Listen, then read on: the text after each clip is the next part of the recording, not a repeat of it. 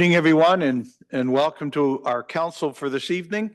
Felt like I missed a whole month. I just missed one meeting last week and wanted to thank Councillor Kohler for filling in for the mayor while he was away.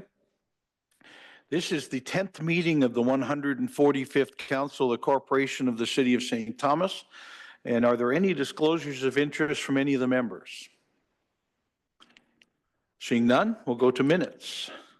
I have a motion that the minutes of the meeting held on April 7th, 2025 be confirmed. Moved by Councillor Herbert, second by Councillor Clark. Questions or comments on the minutes? Seeing none, all those in favor? Any opposed? Carried. Next order of business are deputations. We have two deputations this evening. The first one is from the Ignite Youth Center relating to a grant request. I'm not sure exactly who's here, but I'm sure they'll introduce themselves, Your Worship. Great. Well, welcome. And you brought friends too.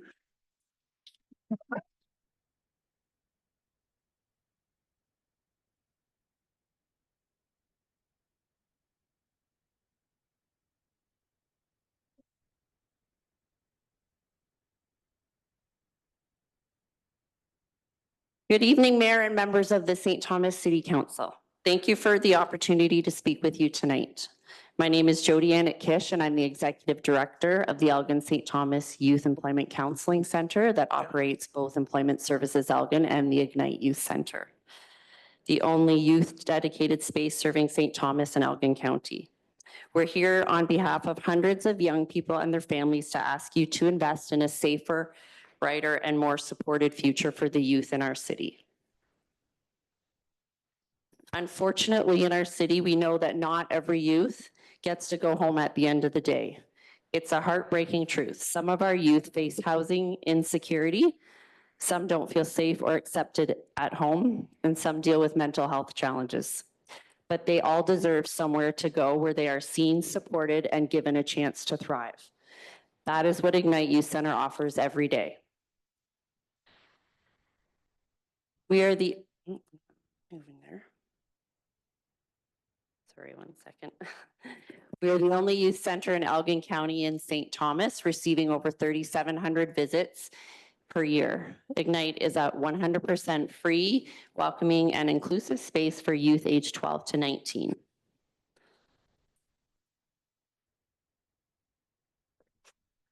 We work in a multi-pronged, evidence-based approach to supporting young people to thrive.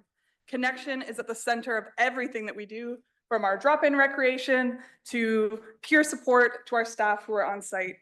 We tailor our programming to activities that help youth succeed, from physical activity, educational resources, leadership opportunities, and usually simply having a stable place to go after school at the end of the day. In addition, we're an open door to many other resources in our community. So youth come in and they're able to access resources through our partners and partnerships in the community. So core to our operations, as I mentioned, is our youth drop-in.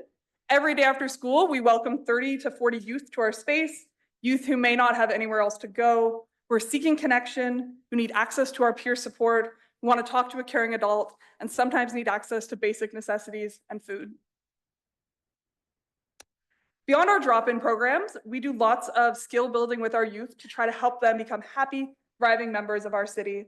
From cooking classes to leadership opportunities, our staff creates supportive, hands-on experiences that build confidence, spark curiosity, and most importantly, help young people see what's possible for their future. Our center is a lifeline during one of the most important and often challenging times in a young person's life. It's a place to learn, connect, and grow together. Through programs that build resilience, build confidence, we lay the foundation for strong, independent young leaders. And we've been doing so for 20 years. So 2025 marks 20 years since Ignite opened its doors. Thousands of youth have come through our space, many of whom are now working in this city, volunteering in this city, and living in this city. I am one of those youth. I was a regular visitor to the center back when I was a teenager. I became a peer mentor at the youth center, and about a decade later came back to manage the space. So I grew up here, and I know that the staff here were available. They helped me during some challenging teen years myself, And partly due to my time at the center, I now work in community. I've worked in nonprofit for over a decade, and I'm still incredibly passionate about helping young people make their dreams come true, because helping young people dream is truly what Ignite is all about. So over the past years, 20 years, we've had thousands of youth, just like myself, that have come through our doors, connecting, learning, thriving. Some of those youth have come here today to show their support. And it's been growing. Ignite has grown increasingly the past few years as the city has grown, and we have continued to engage new partners. We see 20% more youth each year without any additional staff until very recently. Despite growing demand on our team, we continue to show up, stretch our resources, and provide meaningful care and connection. As we've grown, we've also expanded our funding base to ensure sustainable and diverse funding sources. In the past few years, the city has contributed between 16 and 18% of our overall funding. We receive no other government support and rely on community partners and local advocates. We continue to expand our donor base year over year and have reduced our overhead with a unique partnership with the STEAM Center that rents space in our building. Despite our best efforts, we've had to increasingly tap into our internal reserves to cover the critical cost of new staffing, putting the sustainability of our center at risk. We are doing our part to diversify the funding, host fundraisers, write grants, and build partnerships. We are hosting an open house on May the 10th, inviting all community members, partners, families, and youth to join and see the impact of our space for themselves and to show their support. While we welcome new partners, the City of St. Thomas support remains critical to our long-term sustainability.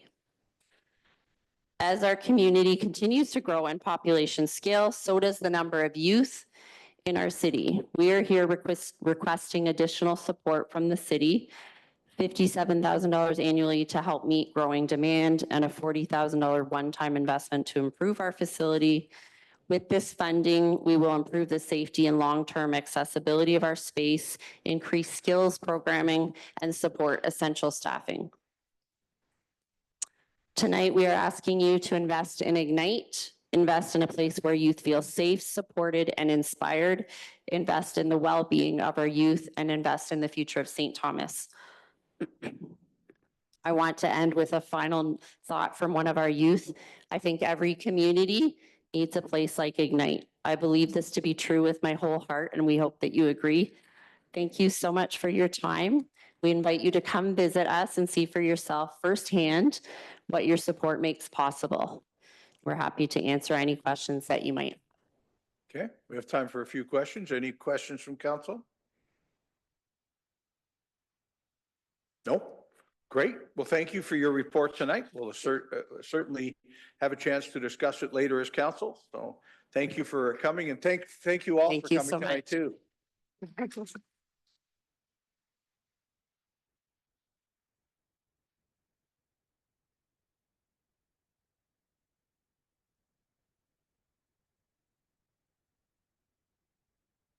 Thank you, ladies and members of the audience. We'll now move on to the next deputation. With us this evening, we have Christine Sansom, Director of Medical Services, and Josh Claver, Manager of Withdrawal Management for CMHA Thames Valley, to discuss Canadian Mental Health Association programs in St. Thomas and Elgin.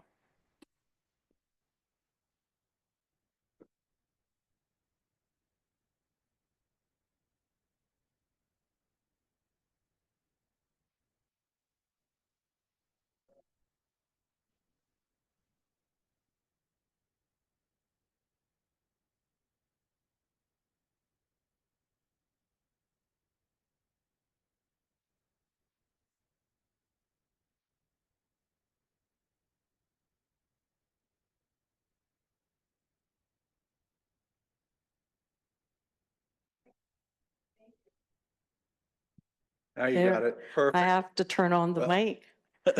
So thank you. So we were invited because we wanted to showcase some of the CMHA programs that are actually available in our community and may not be known to some of you. It's very exciting. I've been working at CMHA for about 21 years, and I have to say this is the most exceptional small community where everyone's working together to do better for those individuals who are at risk. Yes. Let's see if this is going to go. Nope.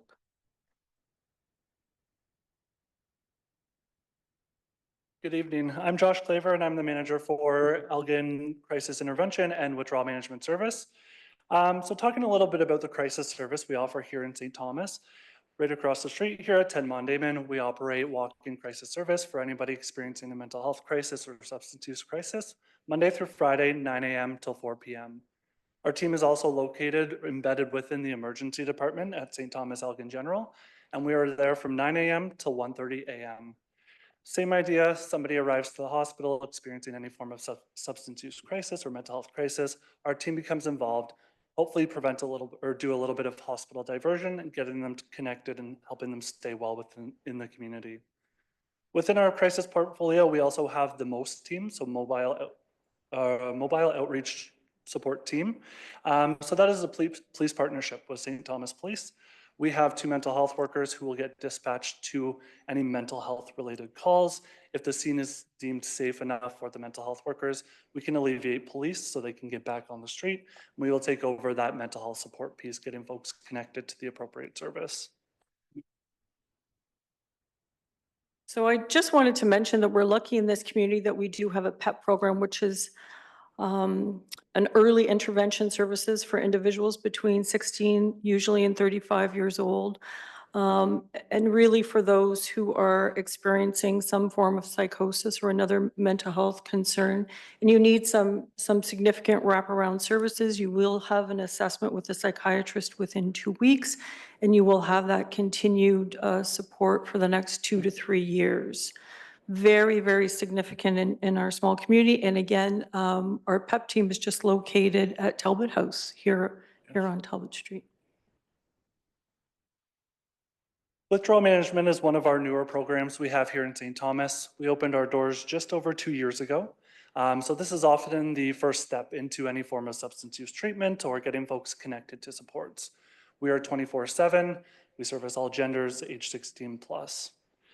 The average length of stay with our program is about 3 to 5 days. So when folks are there, we're really helping them through that withdrawal process, getting them off any substances and getting them connected to the next steps, whether that be residential treatment, outpatient counseling, whatever works for them. In the last 2 years, we've supported about 759 clients, with 467 of those admissions being within the last year. Again, average length of stay about 3.9 days, so it is quite short term, but it's getting folks connected to those next steps, and what that journey looks like for them is based on what works for them. And I cannot underestimate the successes that we've had with that program. Like literally you can call like right now, and if there's a bed, it's a rapid engagement. So there's not a lot of intake. That's the most significant. It's a low barrier program. We also have a significant housing portfolio here. Supportive housing units, that's community homes for opportunity. Individuals who have some significant long-term needs can stay there long-term. We have supportive independent housing. We also have our transitional housing. And of course, the city provides that homeless prevention program, which is so significant. There's about 60 individuals that are housed, and then that subsidy follows that person whether they need step up or step down care.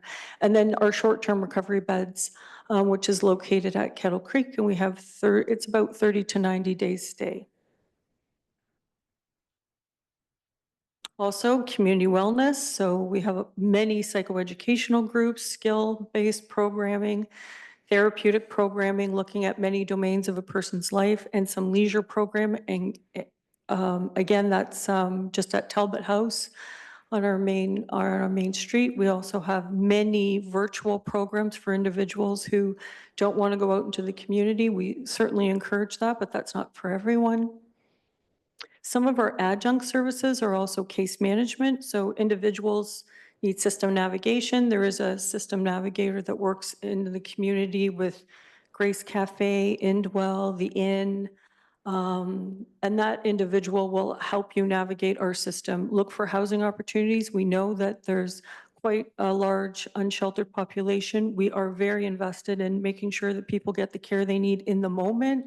We have treatment and counseling options. Again, we know that there's an opioid crisis. We are very committed to doing that work in this community. We do have psychiatry at 10 Mondayman. Many individuals don't know that, and that's really a gift for individuals who need an assessment and some treatment. So, oh, one other thing, we have an addiction transitional case manager that actually works the inpatient unit on the mental health floor at Stag. So again, that connection from hospital back to community-based resources. Any questions? Questions from council? Councillor Clark.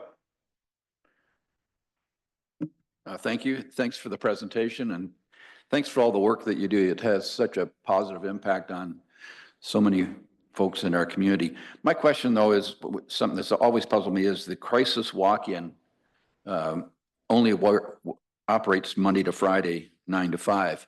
And I'm just wondering if we could ever get to the point where we're looking at some Saturday and Sunday help as well.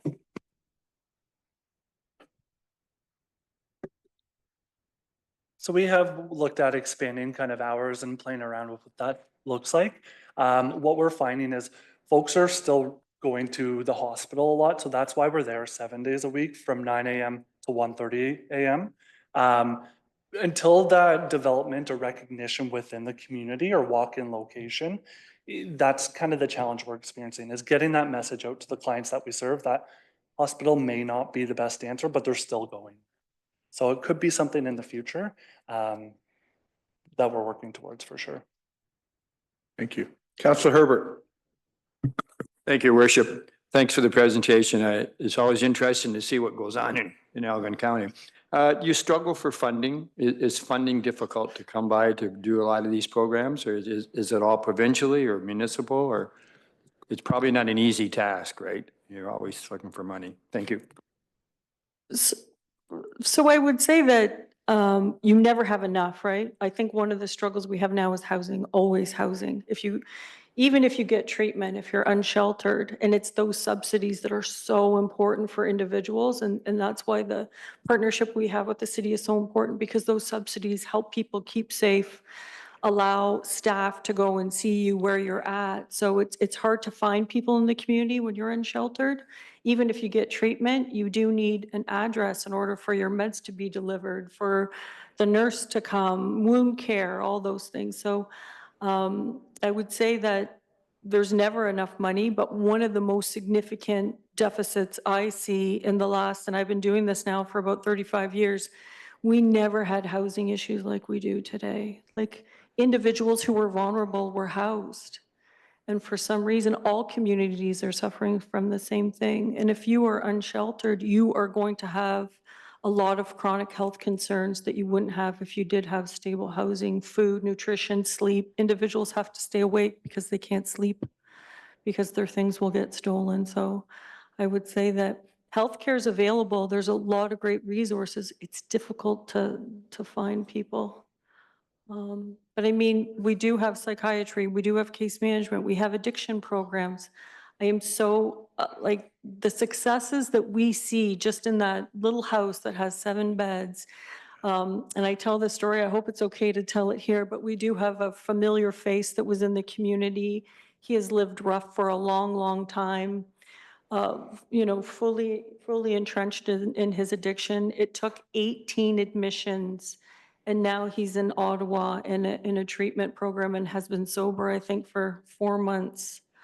Like, you can't make that up. Like, you're making changes in people's lives that you hope will you know, be long-term. Other questions? If I can just say thanks. I mean, I know how well your community works with our community and the other communities within St. Thomas. Whether it's the inn or Indwell or at the hospital. We had a mental health crisis in our family this year and the hospital was second to none, and your help there is exceptional. Well, you're spread thin. We're spending, and to answer Councillor Herbert's question, we're spending every dime 4 times. But we're doing a great job of finding out who has that dime right now and making it work. We will continue to work together as a community with you, and if you'll continue to work together as a community with us. You're playing a huge role. And thanks to all of you for letting us come and share some of these super important resources in our community. Well, Thank thank you. you for coming and sharing with us tonight And too. I just want to put a shout out to Heather. We all want to give a quick shout out to Heather, but thank you very much. Your worship, council will now resolve itself into committee of the whole to deal with following business. First committee is strategic direction and development. First item relates to the Ontario Works annual report, key 2024 highlights and 2025 outlook. I have a motion that report SESS 0925 relating to the Ontario Works annual report, key 2024 highlights and 2025 outlook be received for information. Moved by Councillor Baldwin-Sands, seconded by Councillor Woodkey. Questions or comments? Thank you, Councillor Herbert, because I was going to let Joanne off the hook anyway, so go ahead. Through the worship, thank you. Excellent report, for sure. My question was, and when I was reading through it about financial assistance, nothing's been unchanged. You haven't had a raise since 2018. Is there anything that we can do as a council to, been 7 years for a raise, and I don't know how you can survive, for the people who can't survive with a little increase each year. So that would be my question. Is there something that council can do to help you out? Go for it. I think any opportunity to advocate that the rates need to increase, I think are really well overdue. You know, as CMHA presentation, if you can't afford housing, that's a huge issue. So, you know, at $733 a month, you can't find a place to rent an apartment for $733 a month. So it puts people at such a difficult position. So anything you can do to advocate for increasing those rates would be very welcomed. Thank you. I know Heather wants to say something too. So. Sir?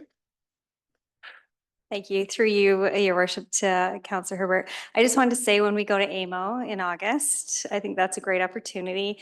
And I think we need to maybe take a different approach and look at it from an earnings exemption. There's a couple of different ways that we can help people.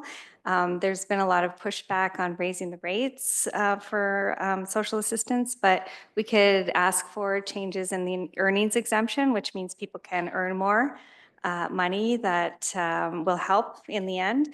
And also we can look at, there's one other thing. I was talking to AMSA today about it. So Right. I think we'll just do some advocacy if we can when we go to AMO, and that'll be, a lot of people are going to be doing that across the province. So. Okay. Further questions on the report? Councillor Herbert, follow up, and then I'll go to Councillor Clark. Sorry, just to follow up. Further on in the report, you talk about you having struggled filling vacant positions.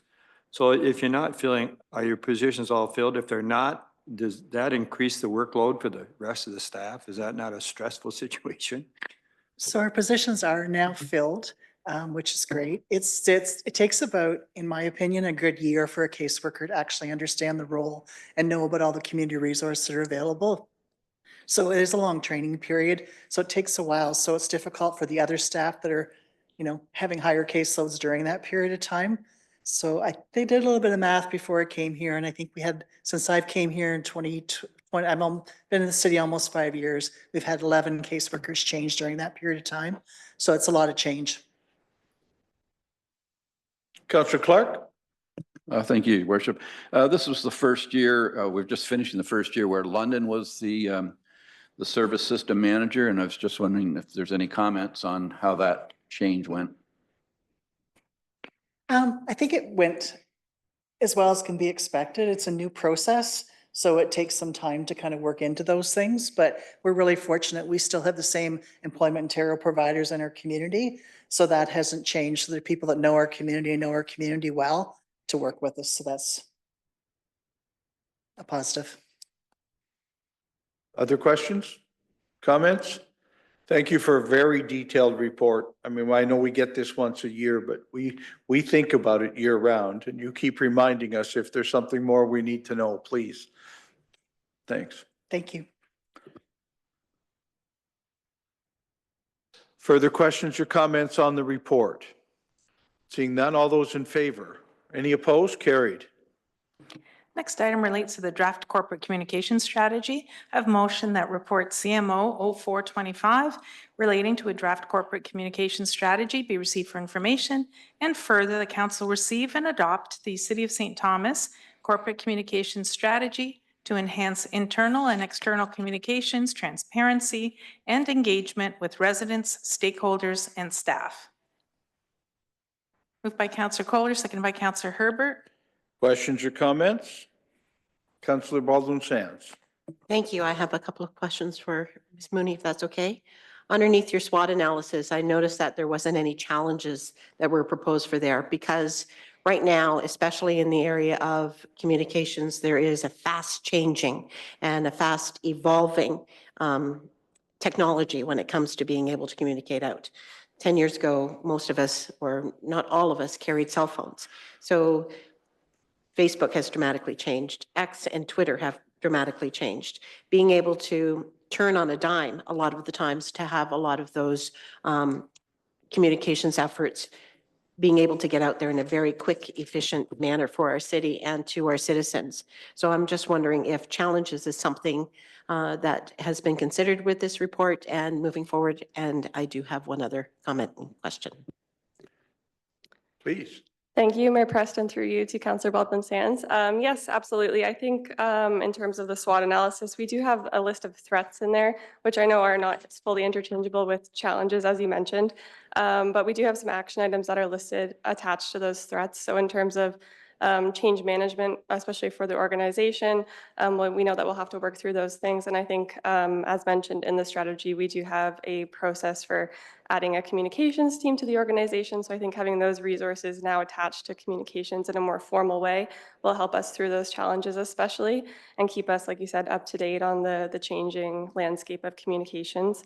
And then other things in there, I believe we had mentioned just having people, sorry, let me just reference that. Limited or potential for engagement fatigue on social media. So through our strategy here, we do have a platform-focused approach. So we know that people don't want to receive the same information over and over again, and they want to receive a diverse range of information. So we have that platform-focused approach that will focus on ensuring that we aren't contributing to that fatigue on social media and are staying relevant and timely, as you mentioned. Go ahead, Councillor Baldwin Sands. Thank you very much. That was very detailed and very much appreciated. The other question that I have is evaluating how successful that we are. Sometimes we do see the reports that this is the level of how many hits we had on especially a Facebook page, but then how many are actually engaged in the Facebook post in order for us to do some sort of readjustment or looking back at another issue. There is one specifically that comes to mind today. So seeing those opportunities to evaluate whether that's in-house or with us as council or with the community as whole, is there a feedback mechanism in place that you can see working for you in the future? Thank you. Thank you. Yes, I think we have a couple listed in there, and especially the annual survey that we intend to do with staff and with the public. I think that will give us a lot of good information, and the survey that we did to inform the strategy gave us a lot of constructive criticism and those sorts of things to see how people feel about our current communications processes. So that'll be something that we'll revisit annually and bring to council in a report. And yeah, I think, I apologize, I think we talked earlier, we were just talking earlier, there's a couple things missing in here that I think we'll add. So I know this is heavily focused on, social media and digital engagement, but I think there is, like you mentioned, there are still people out there that aren't tied into our social media platforms, aren't using the website. So I think we'll have to bolster this a little bit and talk about how we can do more, whether that's mail-ins or with tax inserts to get information out there, how we will utilize our local newspaper, local radio, which are still, there still are opportunities regardless of the changing landscape. So I appreciate that comment. Councillor Wookie. Thanks, Your Worship. Taylor, I'd like to think for a 60-year-old, I'm not too bad with technology, but the city website just drives me nuts in terms of like the search function. Like when I punch in a keyword, I have no idea what's going to come up. And usually it's nothing, or it's some weird chain on the left-hand side, and I don't know what to look for. And so, and that's, I don't mind the rest of it, but when I'm looking for something, it's like mind-bogglingly poor. And I'm like, how can you screw up a keyword search, but it just stuff doesn't come up? So it's not that I need everything changed. I just need and that's just a technical thing. I'm thinking, every other website you look at, or every other place, you can look at something and, it's related. So that's just my comment there. Like, it's the website itself. There's parts of it that I don't mind at all, but just that specific search function is, I just stopped using it. Thanks. Why don't you tell us how you really feel? I agree with you. It's hard right now. Well, thank you for You're that. going to fix that, right? Yeah, absolutely. That was a big part of this strategy, as you've probably seen if you've read through it. And that was a lot of the constructive criticism, I will say, that we received both internally and externally. So I know we mentioned a website overhaul. At first we had a website refresh, but we do feel as a staff team that it's time to look at a different platform, specifically for those issues that you mentioned. Our current website just doesn't have the up-to-date capabilities, and we need to invest in something else. So we'll be looking at that. Go ahead. Thanks, Your Worship. Is that are we going to see that in a budget for next year, or do we have the money in the budget right now, or what's the turnaround time on this? Because I think I remember we talked about this like 3 years ago, and every time I go for the keyword search, I'm hoping that something else is going to be different, and it's not. So is this will be coming up soon? Yes, so there is in our IT budget, there is some money in there that was dedicated a few years ago, and we just haven't taken on this initiative yet. Whether or not that amount is still current and feasible for the prices of today, I can't comment on. We'll know that more once we initiate the RFP process, which we intend to do later this year. Councillor Clark? I was just going to echo some of the comments in terms of the timeliness of this. One of the things that we've got the strategic plan, but one of the things that we keep hearing about is, I didn't know this was up, or I didn't know this was happening. And so I think it's a great plan. It's comprehensive and it's timely. So looking forward to seeing us implement it. Thank you. Further questions or comments? Seeing none, Taylor, thank you very much for this very detailed report. Again, we get to move forward. No further questions or comments, then all in favor? Any opposed? That's carried. Thank you.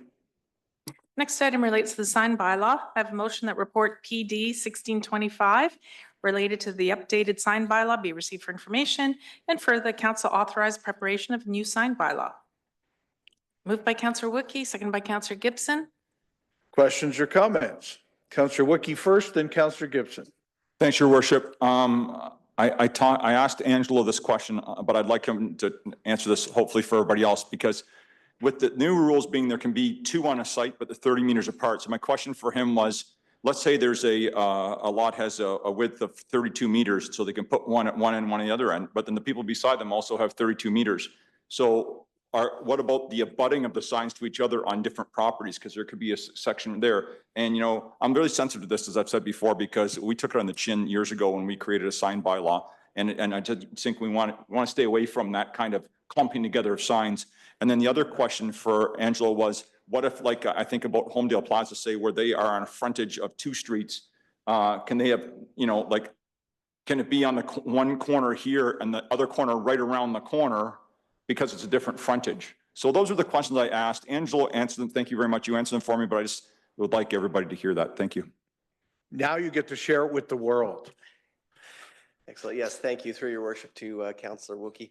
Yeah, so on the first example, we did not put in any restrictions as far as how close the signs could be to a lot line.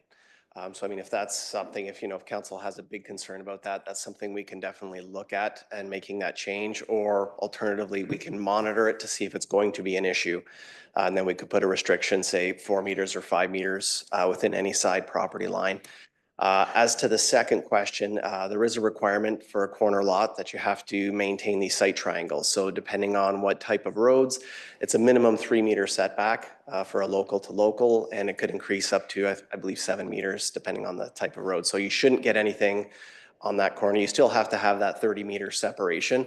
Kind of the example you had was that 32-meter frontage, 32-meter frontage, and they have 3 signs on there. They wouldn't be able to do that. They'd only have the 2. And we did put a cap. That was one of the concerns that council had brought forward at the public meeting. So we did put a cap of maximum 3 per property as well. And I can confirm that there is a restriction in the Heritage Conservation District that they're not permitted there in that location as well. Thanks. Councillor Gibson. Thank you, Your Worship. I also have a question there about the signs. I think it kind of rides on what Councillor Wookie was on. So I was looking at the bottom highlighted area for the property of maximum 3 temporary signs on a property. I know there's a few locations where a family have 3 people who can, they can have their vote on who they wish to vote for, and they each have their own signs. So does that prohibit dad, mom, and 1 adult child to have a sign for each of their voting representative? Because, you know, I've run into a few people who've asked me, are we allowed to have the 3 signs now? So. Thank you, Your Worship, to Councillor Gibson.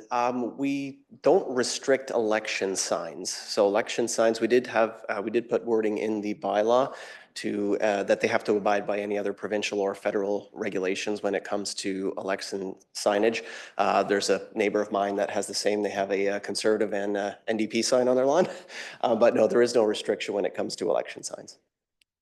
Councillor Clark. Thank you. With regard to the same clause, the maximum of 3 on the property, are we currently at 1 per property or? I believe we are. Okay. Until this change. Right. So I guess what's the rationale for moving to 3 now? Thank you, through Your Worship, to Councillor Clark. The idea was that if you have a larger property, thinking of the Wellington and First development, that you might be able to have a couple of signs on there. I know in past, I've been on a couple of minor hockey associations, and when we go to announce our registration, whether it be soccer or hockey, we like to rent those boards and put them up at the grocery store or something like that. So it just gives a bit of flexibility to, you know, for groups that want to do some temporary advertising. But with the restriction of 3 and the distance between them as well, we're trying to avoid as much clutter as possible. The number 3, I'll be honest, kind of came from some neighboring bylaws. They all seem to have 3 as the maximum, and that seemed to be pretty reasonable. I did touch base with some of those enforcement groups, and they said it hadn't been an issue and they hadn't received many complaints about sign clutter. Good. Just to follow up then, sir, so when you say temporary signs, I can understand, say, your idea of a registration period where, you know, it may be for a month or maybe for 2. But in general, what we are saying then is a property could have 3 of these yellow signs with different messages year round, right? They're changing all the time. So that's where I've had a bit of a problem. I thought we had cleaned that up. I've heard nothing but positives about St. Thomas by having the restrictions at 1, whereas other locales is just, you know, sign graffiti. You see numerous signs on 1 property and things like that. So I understand if it was a temporary situation, as you're saying, where it's there, it's for a registration period, and then it's gone. But I think I would prefer, and others have mentioned to me, that we stick with the 1 instead of 3. Councillor Herbert. Thank you, Worship. I hope I don't have to put up a sign, but my couple of questions would be, when I'm looking under, I look at the nomenclature, it says all temporary advertising greater than 0.6 meters square. Who the heck knows what that is? But anyway, I'm assuming your policies here are going to be all complaint driven. I'm assuming the enforcement would be complaint. And then someone's got to get out and say, oh, gee, you're 2 inches short or a meter or whatever. I'm saying the enforcement is what I'm concerned about. How are you going to enforce all this unless someone complains? Angelo? Yes, thank you, through your worship, to Councillor Herbert. Because we did introduce the monthly registration fee now, so you do have to get a license for these signs through by law enforcement. I don't know if they're going to be doing active enforcement. I would have to check with the division manager. I would assume they would be doing that, but again, we know about assumptions. So I can check with the division manager to confirm if they would be doing proactive enforcement. Just to follow up, please. So you're assuming everybody wants to put a sign up, is going to come to City Hall and say, this is what I want to do? Is that the assumption? I'm sure people can put up signs everywhere and say, well, I didn't know I had to come to City Hall. Anyway.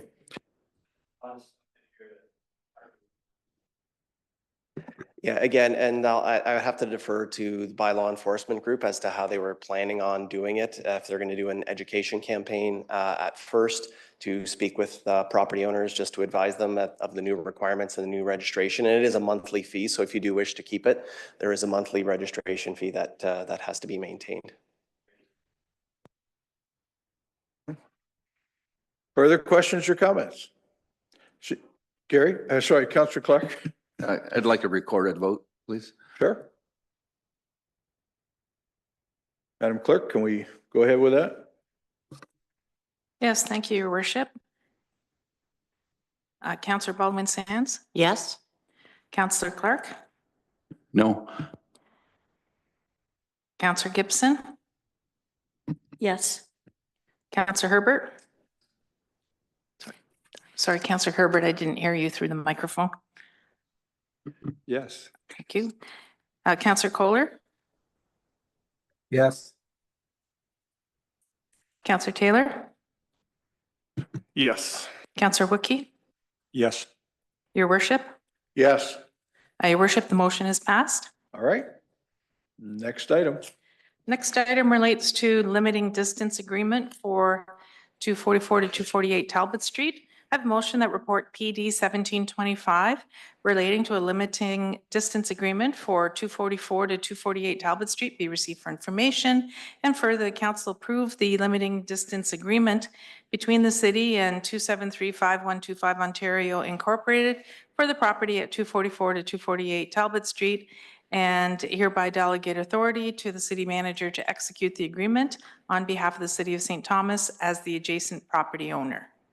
Moved by Councillor Clark, seconded by Councillor Wookie. Questions or comments? Seeing none, all those in favor? Are there any opposed? That's carried. Your Worship, unless there are any further items from the members for this committee, we'll now move into community engagement and services. First item relates to health recruitment partnership relating to Dr. Allison Wright. I have a motion that reports CMO 06-2025 relating to health recruitment partnership, Dr. Allison Wright, be received for information, and further the council direct that a bylaw be prepared to enter into a health recruitment partnership agreement with Dr. Allison Wright for the provision of $17,000 in health recruitment incentive funding. Moved by Councillor Gibson, seconded by Councillor Kohler. Questions or comments? Councillor Clark? I just noticed that some of the other requests are for a larger amount. And I was just wondering if we could get some information on why there's a variance in the amounts that are being asked for. City Manager? Through you, Mayor Preston, to Councillor Clark.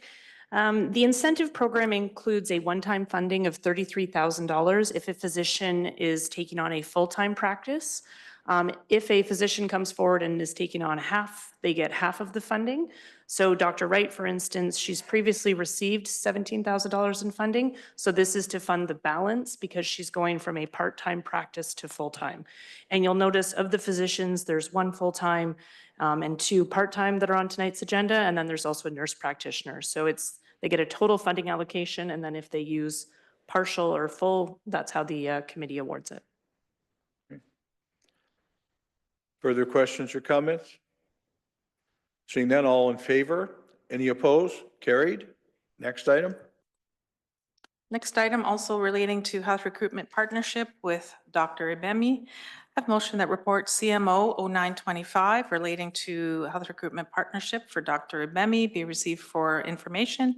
And further, council direct that a bylaw be prepared to enter into a health recruitment partnership agreement with Dr. Ibemi for the provision of $33,000 in health recruitment incentive funding. Moved by Counselor Wookie, seconded by Counselor Herbert. Questions or comments? Seeing none, all those in favor? Any opposed? Carried. Next item, Health Recruitment Partnership with Dr. McLaughlin. I have a motion that report CMO 0825 relating to the Health Recruitment Partnership with Dr. McLaughlin be received for information, and further, the council direct that a bylaw be prepared to enter into a health recruitment partnership agreement with Dr. McLaughlin for the provision of $16,500 in health recruitment incentive funding. Moved by Counselor Wookie, seconded by Counselor Gibson. Questions or comments? Seeing none, all those in favor? Any opposed? Carried. Next, Health Recruitment Partnership for Dr. McCracken. A motion that reports CMO 0725 relating to Health Recruitment Partnership for Dr. McCracken be received for information, and further, the council direct that a bylaw be prepared to enter into a Health Recruitment Partnership agreement with Dr. McCracken for the provision of $19,800 in health recruitment incentive funding. Moved by Counselor Wookie, seconded by Counselor Taylor. Questions or comments? Seeing none, all those in favor? Any opposed? Carried. Final Health Recruitment Partnership. This one is for nurse practitioner, Shelby Etier. I have a motion that reports CMO 1025 relating to Health Recruitment Partnership for nurse practitioner Shelby Etier be received for information, and further, council direct that a bylaw be prepared to enter into a Health Recruitment Partnership agreement with nurse practitioner Shelby Etier for the provision of $5,000 in health recruitment incentive funding. Moved by Counselor Kohler, seconded by Counselor Gibson. Questions or comments? Counselor Herbert. Thank you, Worship. I'm just curious, how many nurse practitioners would we have in St. Thomas right now? Or is she the first? Because I think this is great. I believe West Lorne, maybe Lisa would know this, they have 2 or 3 out there at one time. And I think it's a great thing to bring to St. Thomas, because a lot of people need docs. A nurse practitioner would be a great help. I'm just curious how many we had, and I like the idea of them coming. Sorry, City Manager, do we know an answer to that, or can we get it for Counselor Herbert at a later time? Through your worship to Counselor Herbert, I do not know the exact number of nurse practitioners or nurse practitioner clinics. We can provide that at a future date, just a total of the clinics. Yep. Your point is well taken, though. It's also a great thing. Further questions or comments? Seeing none, all those in favor? Any opposed? Carried. If I can just say at this point, that's the most we've ever had on any one agenda. This is fantastic work by the Health Recruitment Partnership Group. Councillor Baldwin-Sands, want to help me with this? Absolutely. Yes. There are additional comments that can be made at this time, and I will call on the city manager for any comments that she would like to add. But as we know that our population is growing, and significantly since 2000, we are receiving approximately 1,000 more residents every year. We have underneath what we did for our symposium, identified about 20,000 of our residents in Elgin County are unattached to a family physician. And our new physicians roster about 1,360 patients, and past physicians practices rostered over 2,000. So that causes a need for even more doctors. New grads still prefer to work in teams, and the teams that we've been creating here instead of those solo practices. So there are currently 18 solo practices in Elgin County. And we've been experiencing some of the significant impacts that have happened from our ministry as well. But I do point out that the ministry has also approved of 2 new medical campuses, one in North York and one in Scarborough, one associated with University of Toronto and the other one associated with York University. So there will be more medical students attending university in med school over the next little while, which will help with the extreme need for communities all over the province of Ontario. So those are just some of the things that we have been dealing with, and we hope to have more news coming forward. And I ask the city manager if there is any additional comments that she would like to make, if I may. Super. City Manager? Thank you. Through you, your worship, to council. Like Councillor Baldwin-Sands, I'm quite excited and thrilled by the work of the partnership over the last month. We have an exciting agenda coming up again in May.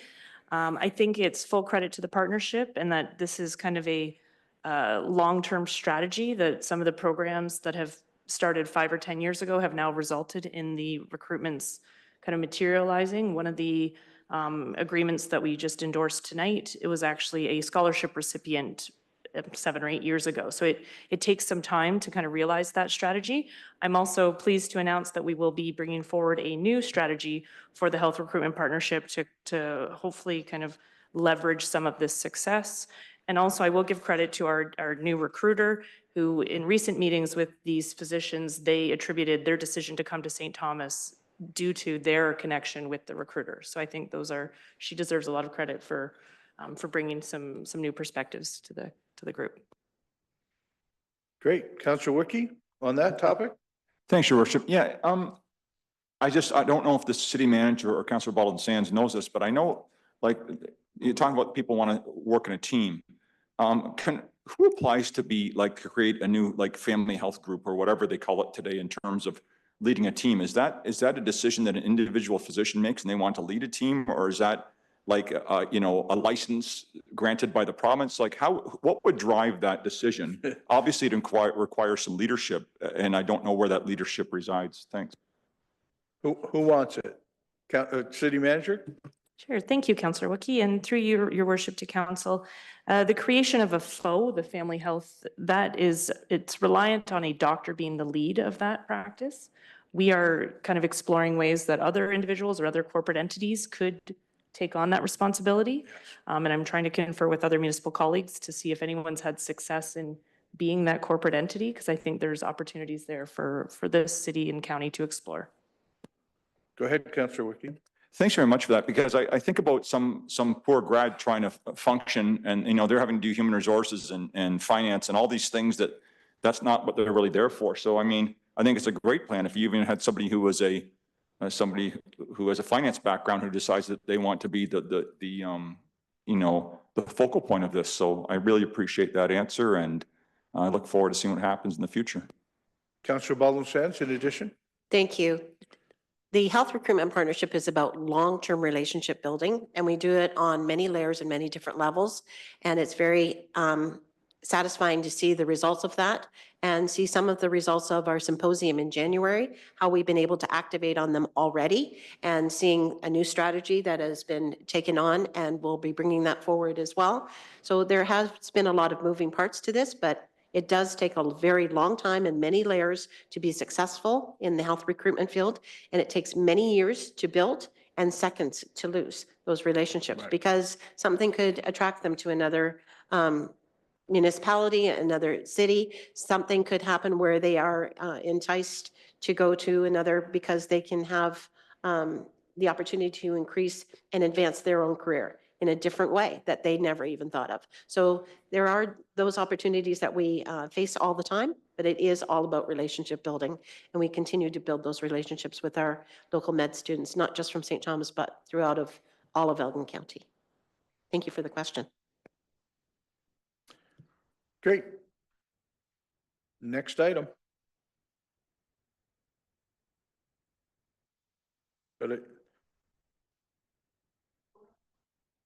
Not on the comments at the end, but I think we had voted on all 4 of them, or all 5 of the health recruitment partnerships. If not, all in favor of all 5? Any opposed? Carried. Thank you. I didn't want to miss that one. Your worship, unless there are any further items from the members for this committee, we'll now move into infrastructure and civic operations. First item relates to tender award for the Yarmouth Sewage Pumping Station. I have a motion that report ID 0925 relating to the Yarmouth Sewage Pumping Station tender award be received for information, and further the council award the Yarmouth Sewage Pumping Station tender to Burnham Excavating in the amount of $4,563,251.54, excluding HST. Moved by Councillor Herbert, second by Councillor Gibson. Questions or comments? Seeing none, all those in favor? Any opposed? Carried. Next item relates to the Yarmouth Yards Shunting Yard contract extension. I have motion that report ID 0825 relating to the Yarmouth Yards Shunting Yard contract extension be received for information, and further council award the Yarmouth Yards Shunting Yard contract extension to Amico Infrastructures, Inc. in the amount of $19,983,226.77, excluding HST. Moved by Councillor Wookie, second by Councillor Kohler. Questions or comments? Counselor Wookie, then Counselor Clark.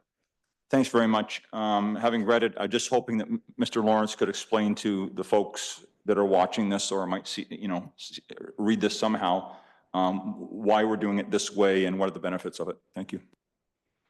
Mr. Lawrence?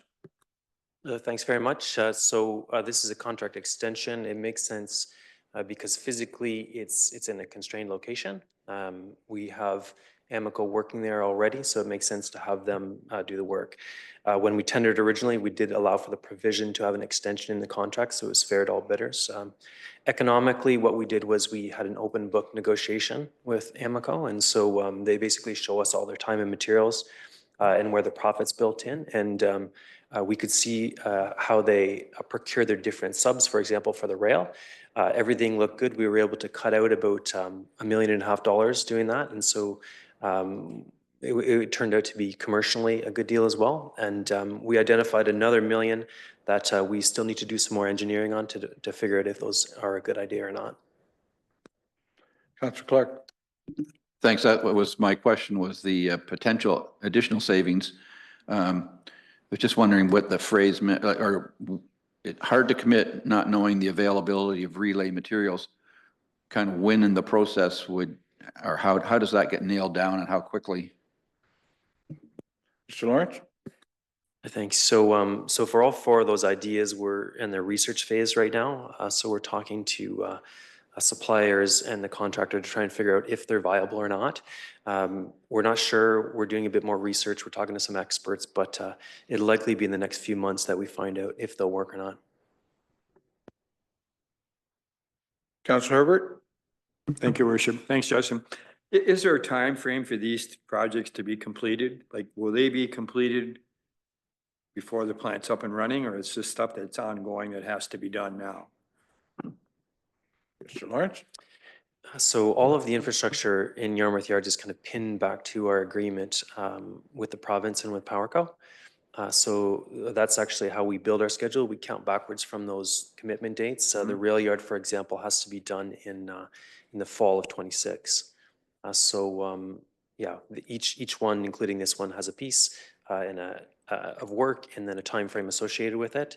The last bit of work that happens in Yarmouth Yards is probably in 2028 and will be fully built out. Go ahead. Just to follow up, are there any other major projects that have to be budgeted for still?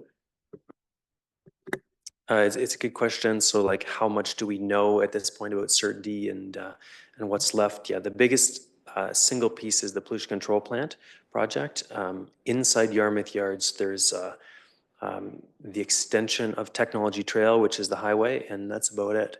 We'll have some minor things like asphalt paving, street lights, pathways, and then it's some more projects through the city over the next few years and the plant eventually. Councillor Clark? Thanks. I was just wondering, a shunting yard, you're building it for Volkswagen and possibly others. Just wondering what the capacity is for adding on to the shunting yard and I guess that's what's the question. Mr. Lawrence? It's pinned in to the east and the west by PowerCo and by the hydro corridor, but we do have 8 sets of tracks in there. So we have quite a bit of storage length in there, and there's enough to use it for other companies inside Yarmouth Yards. So that's a good commercial opportunity for the future. There's potential for revenue, but more so the revenue comes from the businesses that could pop up and use it. It's an important piece to have for some businesses to have rail in out. Okay. Any further questions or comments? Seeing none, all those in favor? Any opposed? Carried. Your worship, unless there's any further items for infrastructure and civic operations, we'll now move into corporate governance and administration. Councillor Wookie? Thanks, Your Worship. Having gone to the home show on the weekend, you have folks come up to you and talk to you about various issues, and they bring things up, and it starts to, go through your mind. You're like, yeah, that's something that we want to talk about at some point. And so I bring this up as not a notice of motion, or I don't want to ask for a report, but I get back to, hopefully Mr. Dlebeck doesn't start to twitch here, but I get back to on-street parking stuff. And as we densify and as we allow developers to have much shorter shorter frontages where there's only one vehicle in the driveway, as we continue to have a housing crisis in sense of that you've got multi-generations living in one house because they can't afford to move out. I just think this pressure for on-street parking is going to increase. I had a few folks the weekend who were explaining how frustrating it is for them in their situation. So at some point in the future, sooner than later, I'd like us to have, maybe just find out from Mr. Dlebeck and his group, like, what are the technologies that are out there that can facilitate this happening? Like, I mean, what does the city of Toronto do? When there's a winter snowstorm and, all that kind of stuff, like what's actually going on? Do they have something that scans people's license plates so they know who should be parking in the street? Does everyone require to have an app that says you got to get your vehicle off to someplace or we're going to snow you in?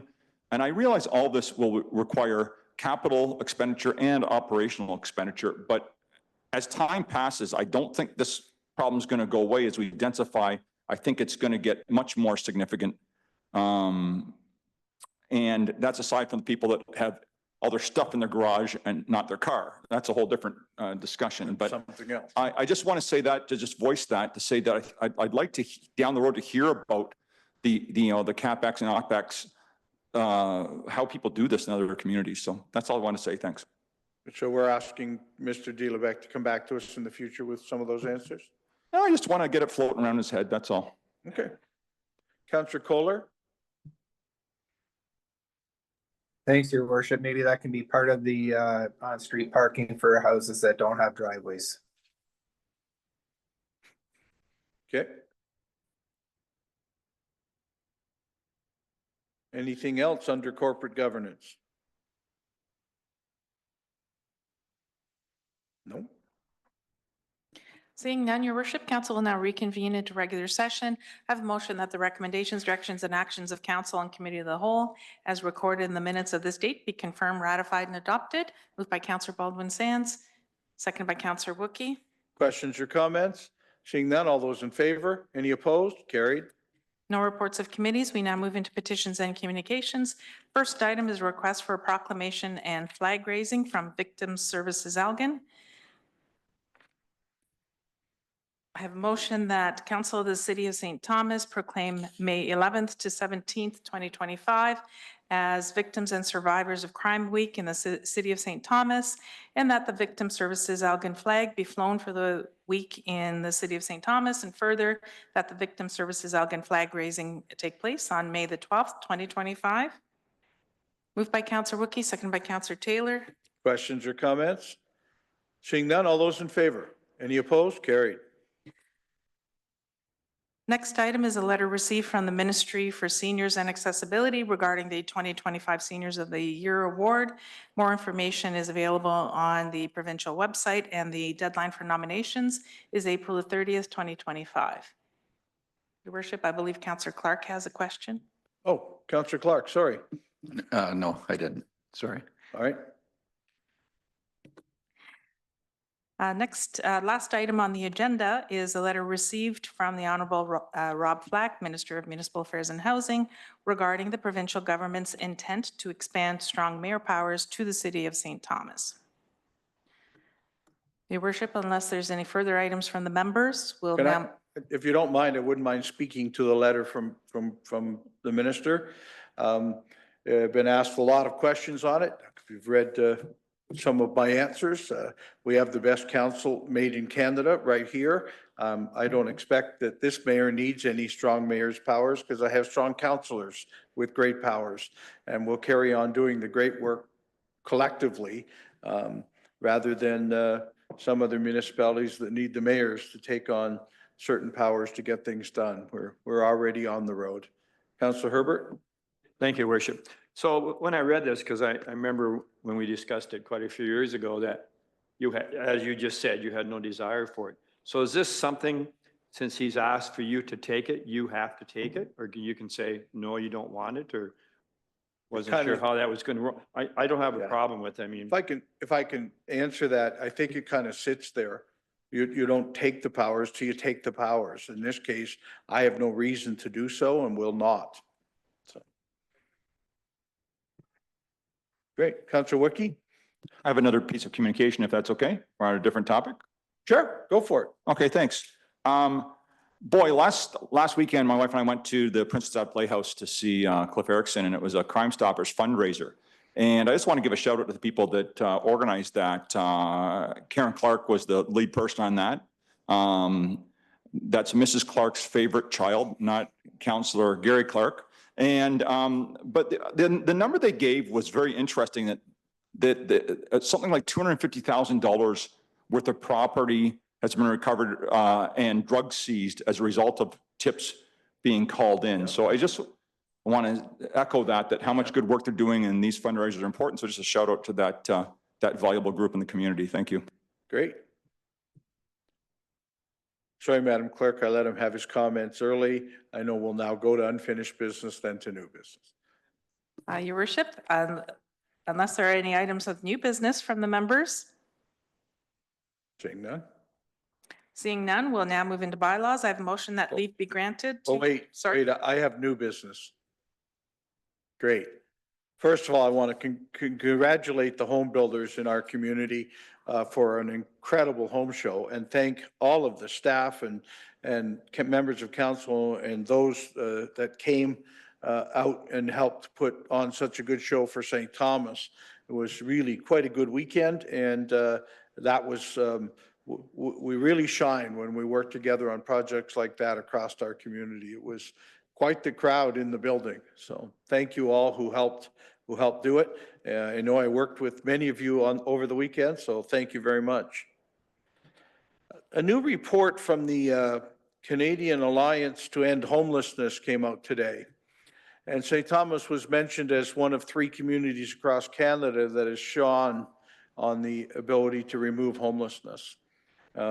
It lets us stand out and certainly puts us in a pretty good crowd when 3 across Canada are recognized. And so I've posted it on Facebook, and I'll let you all take a look at it. But I wanted to make sure that Heather Sheridan and her team were congratulated, and please tell my hero Danielle, I mean, that she just keeps getting better and better. But we continue, and I've shared with others that have asked us about how we keep maintaining this reduction in homelessness, is that I have the best council in the world that is focused on helping people who are homeless. And that's how St. Thomas is kind of pulled ahead of the rest and are doing what we need to do to help homelessness in our community. So thank you all, and thank for the people at home. Thank you for letting us continue to do it. I only have one more new business, and that's to thank the staff at our animal shelter. They continue to do a great job and are being, certainly I'm hearing lots of great comments at the home show and other places about the great work our animal shelter people do, and their own communication level that they're out now sharing with the city of St. Thomas. So thank you to that group too. And I'll stop my level of new business at 3 tonight. Anybody else? I can't. Your worship, if Go there's ahead, Councillor Baldwin Stands. I know we're trying to convince each other, but I can't. Go ahead. This is the long weekend coming up. I was hoping that you would take a moment to wish everyone a happy Easter. Oh, yes. Yeah, yes. There's the Easter bunny comes, and I'll find chocolate eggs in my house, but the puppies will move them around, right? But thank you. Happy Easter to everyone coming up this weekend too. Go quick Thank before you, I think Worship. of something else. We'll now move into bylaws. I have a motion that leave be granted to bring in the bylaws. Moved by Councillor Herbert, second by Councillor Wookey. Questions or comments? Seeing none, all in favor? Any opposed? Carried. I have a motion by Councillor Herbert, seconded by Councillor Wookey, that the bylaws be now read a first time, referred to council and committee of the whole, and read a second time. Questions or comments? Seeing none, all those in favor? Any opposed? Carried. Go ahead, Councillor Kohler. First bylaw, please. First bylaw is a bylaw to confirm the proceedings of the council meeting held on 14th day of April, 2025. Questions or comments? Seeing none, all those in favor? That's carried. Next bylaw, please. Second bylaw is a bylaw to authorize the mayor and clerk to execute and affix the seal of corporation to a certain agreement between the city and His Majesty the King in right of Ontario as represented by the Ministry of Economic Development, Job Creation and Trade. This relates to the SDI 1 amending agreement number 2. Questions or comments? Seeing none, all those in favor? That's carried. Next bylaw, please. Third bylaw is a bylaw to authorize the mayor and clerk to execute and affix the seal of the corporation to a certain agreement between the city and Indwell Community Homes. This relates to an amending agreement for 16 Queen Street. Questions or comments? Seeing none, all those in favor? Opposed? That's carried. Next bylaw, please. Fourth bylaw is a bylaw to amend bylaw 50-88, being the zoning bylaw for the city of St. Thomas. This is to address shipping containers, oversized vehicles, and remove the prohibition on billboards. Questions or comments? Seeing none, all those in favor? That's carried. Next bylaw, please. Fifth and final bylaw is a bylaw to regulate the erection and maintenance of advertising signs and other advertising devices. Questions or comments? Seeing none, all those in favor? Opposed? That's carried. Your worship, I rise and report the successful passing of the 5 bylaws. Great. I have a motion by Councillor Herbert, seconded by Councillor Wookie, that the report of council and committee of the whole on the 5 bylaws be received and adopted. The same be read a third time, engrossed, signed by the mayor and clerk, sealed and numbered. Questions or comments? Seeing none, all those in favor? Are there any opposed? That's carried. No public notice or notices of motion this evening. There is a need to move into closed session. I have a motion that the meeting be closed to deal with a proposed or pending disposition of land, a position plan procedure criteria or instruction to be applied to any negotiations carried on or to be carried on by or on behalf of the municipality, and a personal matter about an identifiable individual. Moved by Councillor Gibson, second by Councillor Baldwin Sands. As we, just before we vote, we'll remind the people that are watching tonight that we'll be going into closed session to discuss the topics under the topics that the clerk just mentioned.